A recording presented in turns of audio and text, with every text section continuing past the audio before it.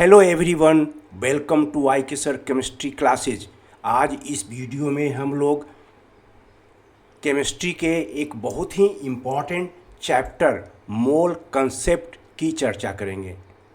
Chemistry का कोई भी चैप्टर हो, जैसे कि थर्मोडायनेमिक्स, केमिकल काइनेटिक्स या फिर सॉल्यूशन, उसका न्यूमेरिकल प्रॉब्लम सॉल्व करने में इस चैप्टर के क्लियर कट कंसेप्ट की आवश्यकता होती है।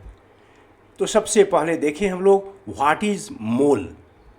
The amount of a substance which contains as many elementary entities such as atoms, molecules और ions as there are atoms in exactly 0.012 kg, that is 12 gram of C12 isotope of carbon is called 1 mole.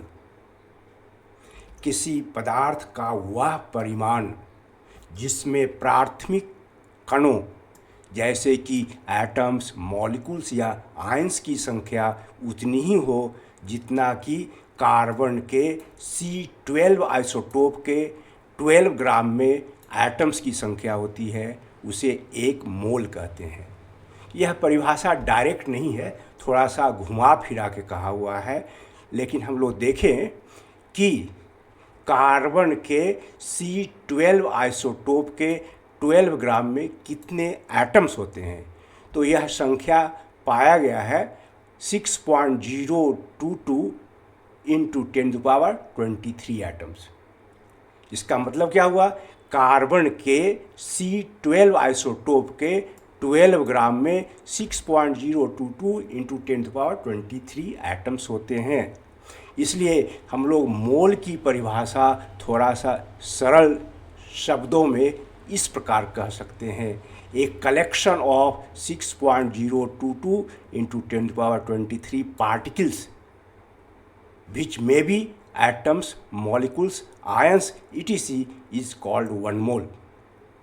6.022 into 10⁻23 particles जैसे कि atoms, molecules, ions आदि के collection को, के समूह को 1 mole कहते हैं। अब हम लोग कुछ इंटरेस्टिंग फैक्ट्स की बात करें। जैसे 12 अंडा है तो उसको हम लोग कहेंगे 1 डजन ऑफ एग्स। यदि 20 पतंग 20 काइट्स आसमान में उड़ रहे हैं तो इनको हम लोग कहेंगे 1 स्कोर ऑफ काइट्स। यदि किसी बल्लेबाज ने 100 रन बनाया हो तो हम लोग कहेंगे कि उसने 1 सेंचुरी ऑफ रन्स बनाया है। ठीक उसी प्रकार से यदि 12 पेंसिल का कलेक्शन हो तो उसे 1 डजन ऑफ पेंसिल्स कहेंगे। यदि 12 पेन्स का कलेक्शन हो तो उसे 1 डजन ऑफ पेन्स कहेंगे। 1 दर्जन कलम, 1 दर्जन पेंसिल। ठीक उसी प्रकार 6.022 इंटू 10⁻23 पार्टिकल्स के समूह को 1 मोल कहते हैं। A collection of 6.022 into 10⁻23 particles is called 1 mole. और यह संख्या बहुत बड़ी है, 6.022 इंटू 10⁻23 पार्टिकल्स के कलेक्शन को 1 मोल कहते हैं। अब ये पार्टिकल्स क्या हो सकते हैं? एटम्स हो सकते हैं, मॉलिक्यूल्स हो सकते हैं या फिर आयन हो सकते हैं। यदि 6.022 इंटू 10⁻23 एटम्स हैं तो उनको कहेंगे 1 मोल ऑफ एटम्स। और यदि 6.022 इंटू 10⁻23 मॉलिक्यूल्स हो तो उसे हम लोग कहेंगे 1 मोल ऑफ मॉलिक्यूल्स। जैसे 12 कलम को कह रहे हैं 1 दर्जन कलम, 12 पेंसिल को कह रहे हैं 1 दर्जन पेंसिल, उसी तरह से इतना मॉलिक्यूल है तो उसे 1 मोल मॉलिक्यूल्स कहेंगे। और यदि 6.022 इंटू 10⁻23 आयंस हो तो उसे हम लोग क्या कहेंगे? 1 मोल ऑफ आयंस। हमारे ख्याल से यह कंसेप्ट बिल्कुल क्लियर हो गया होगा। Mole represents both mass and number. Mole mass को भी रिप्रेजेंट करता है और नंबर को भी रिप्रेजेंट करता है। एक एग्जाम्पल से हम लोग इसको समझेंगे।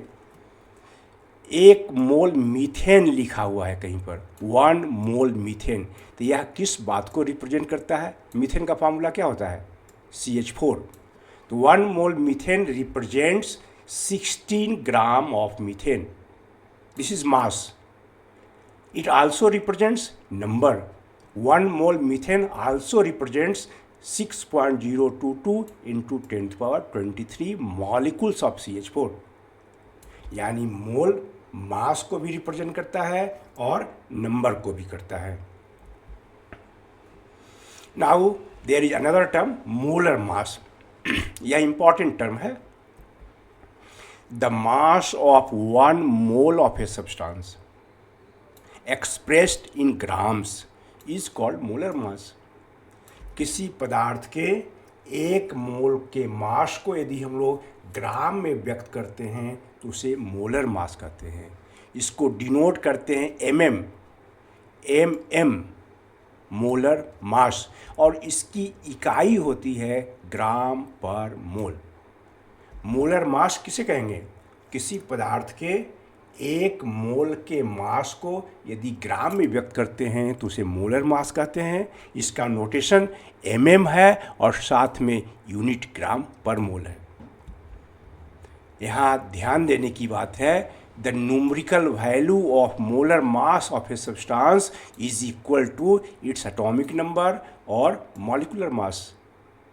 किसी पदार्थ के मोलर मास का जो संख्यात्मक वैल्यू है वह उसके एटॉमिक मास या मॉलिक्यूलर मास के बराबर होता है। एक एग्जाम्पल देखें, atomic mass of magnesium. Magnesium एक एलिमेंट है, इसका एटॉमिक मास है 24 AMU। तो मैग्नीशियम का मोलर मास में न्यूमेरिकल वैल्यू वही रहेगा 24, जो एटॉमिक मास का है, और इसका यूनिट हो जाएगा ग्राम पर मोल। यहाँ क्लियर कट होना चाहिए, 24 AMU मास है मैग्नीशियम के 1 एटम का, जबकि 24 ग्राम मास है मैग्नीशियम के 1 मोल का। और मैग्नीशियम के 1 मोल में कितने एटम होते हैं? 6.022 इंटू 10⁻23। 24 AMU मैग्नीशियम के 1 एटम का मास है, जबकि 24 ग्राम मैग्नीशियम के 6.022 इंटू 10⁻23 एटम्स का मास है। उसी तरह से मॉलिक्यूलर मास ऑफ CO एक कंपाउंड है, कार्बन मोनोऑक्साइड। इसका मॉलिक्यूलर मास होगा 12 + 16, 28 AMU। It is molecular mass of carbon monoxide, एक मॉलिक्यूल का मास। लेकिन इसका मोलर मास क्या होगा?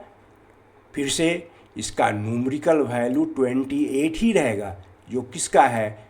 मॉलिक्यूलर मास का, लेकिन यूनिट हो जाएगा ग्राम पर मोल। तो CO का मोलर मास कितना हुआ? 28 ग्राम पर मोल, जो कि 1 मोल का मास है, और यह एक मॉलिक्यूल का मास है।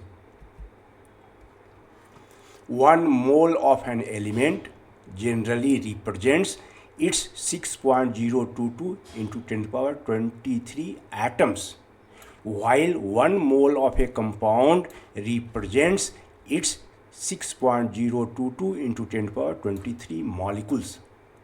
क्लियर कट होना चाहिए। यदि किसी एलिमेंट की बात कर रहे हैं तो उसका 1 मोल इतने एटम्स को रिप्रेजेंट करता है, जबकि यदि हम लोग किसी कंपाउंड की बात कर रहे हैं तो उसका 1 मोल 6.022 इंटू 10⁻23 मॉलिक्यूल्स को रिप्रेजेंट करता है। एक एग्जांपल देखें हम लोग। 1 मोल कॉपर क्या है? एक एलिमेंट है जिसका सिंबल क्या है? Cu। तो कॉपर का 1 मोल किसको रिप्रेजेंट करेगा? 6.022 इंटू 10⁻23 एटम्स ऑफ Cu। दूसरी तरफ 1 मोल मीथेन है। मीथेन एक कंपाउंड है जिसका मॉलिक्यूलर फार्मूला CH4 है। तो इसका 1 मोल किसको रिप्रेजेंट करेगा? 6.022 into 10⁻23 molecules of CH4। Element का 1 मोल उसके 6.022 इंटू 10⁻23 एटम्स को रिप्रेजेंट करता है, जबकि किसी कंपाउंड का 1 मोल उसके 6.022 इंटू 10⁻23 मॉलिक्यूल्स को रिप्रेजेंट करता है। Calculation of number of moles of a substance from its mass. यदि किसी सब्सटेंस का मास दिया हुआ हो तो उसका नंबर ऑफ मोल्स हम लोग निकाल सकते हैं। उसके लिए एक फार्मूला है, नंबर ऑफ मोल्स को जिसको डिनोट कर रहे हैं कौन, जिसे स्मॉल n से, इज इक्वल टू W/mm। किसी सब्सटेंस का नंबर ऑफ मोल्स के लिए कई फार्मूला है, 3 फार्मूला तो इम्पॉर्टेंट है, उसमें से एक ए है, n is equal to W/mm। यहाँ पर 3 टर्म इस्तेमाल हुआ है, तीनों का डिटेल्स नीचे दिया हुआ है। n is number of moles जिसका यूनिट होगा मोल, W mass of substance, KG में नहीं, क्विंटल में नहीं, it should be in gram, and mm हुआ molar mass of the substance जिसका यूनिट होगा ग्राम पर मोल। यहाँ एक बात बता दें, हम लोग कोई भी न्यूमेरिकल प्रॉब्लम बनाएंगे तो प्रत्येक टर्म का वैल्यू और यूनिट साथ साथ लिखेंगे। n is number of moles जिसका यूनिट है मोल, W है मास ऑफ सब्सटेंस जिसका यूनिट होगा ग्राम, mm है मोलर मास ऑफ सब्सटेंस जिसका यूनिट होगा ग्राम पर मोल। यहाँ 3 टर्म है n, W, mm। तो 3 में से यदि कोई 2 टर्म ज्ञात हो तो तीसरा ज्ञात कर सकते हैं। यानी इस फार्मूला का इस्तेमाल करते हुए हम लोग 3 तरह का न्यूमेरिकल प्रॉब्लम बना सकते हैं और तीनों का एग्जाम्पल आगे हम लोग एक्सप्लेन करने जा रहे हैं। तो सबसे पहला प्रश्न है, calculate the number of moles present in 2.3 gram sodium. Sodium एक एलिमेंट है जिसका सिंबल Na है, इसका 2.3 ग्राम में नंबर ऑफ मोल्स निकालना है। तो इसका सॉल्यूशन देखें, जो फार्मूला हम लोग लिखे हैं, n is equal to W/mm। n निकालना है, W दिया हुआ है 2.3 ग्राम, दिस इज 2.3 ग्राम, और सोडियम का मोलर मास उसके एटॉमिक मास के बराबर होगा, लेकिन यूनिट ग्राम पर मोल में होगा। तो 23 ग्राम पर मोल मोलर मास है सोडियम का। यहाँ ग्राम ग्राम कैंसिल हो जाएगा और n का वैल्यू 0.1 मोल होगा। यानी सोडियम के 2.3 ग्राम में मोलों की संख्या 0.1 मोल होगी। अब एक दूसरा सवाल, calculate the mass of 0.15 mole of CO2। CO2 का इतना मोल दिया हुआ है और उसका मास निकालना है। फिर से देखें इसका solution, n is equal to W/mm। यहाँ हमको मास निकालना है, जो निकालना है लाल से लिखा हुआ है। n का वैल्यू दिया हुआ है 0.15 मोल और CO2 का मोलर मास होगा 16 दूना 32 और 12 44 ग्राम पर मोल।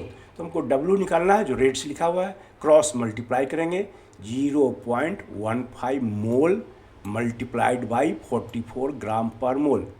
मोल एवं मोल इन्वर्स कैंसिल हो गया, तो इसको गुना करने पर W का वैल्यू 6.6 ग्राम होगा, सिर्फ ग्राम बचेगा। बहुत आसान है, कुछ नहीं है। अब तीसरा टाइप का सवाल, 0.25 mole of a substance weighs 15 gram. किसी पदार्थ के 0.25 मोल का मास 15 ग्राम है, तो उसका मोलर मास निकालना है। ये फार्मूला है n इक्वल्स टू W/mm। इस बार हमें mm निकालना है, रेड कलर वाला। n दिया हुआ है 0.25 मोल, W भी दिया हुआ है 15 ग्राम और mm निकालना है, तो mm equals to 15 gram divided by 0.25 mole. इसको ऐसा कर सकते हैं हम लोग, ऊपर नीचे 4 से गुना कर दें तो ये हो गया 15 × 60 और नीचे में हो गया 1। 15 × 60 हो गया और नीचे में 1 हो गया, 60 में 1 से भाग देंगे तो 60 आएगा और यूनिट होगा ग्राम पर मोल। यानी उस सब्सटेंस का मोलर मास 60 ग्राम पर मोल हुआ। Thank you for watching the video with patience.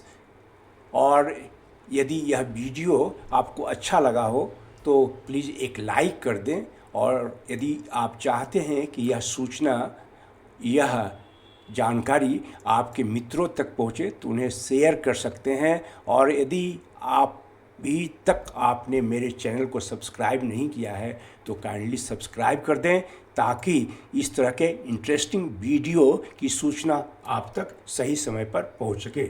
Thank you again.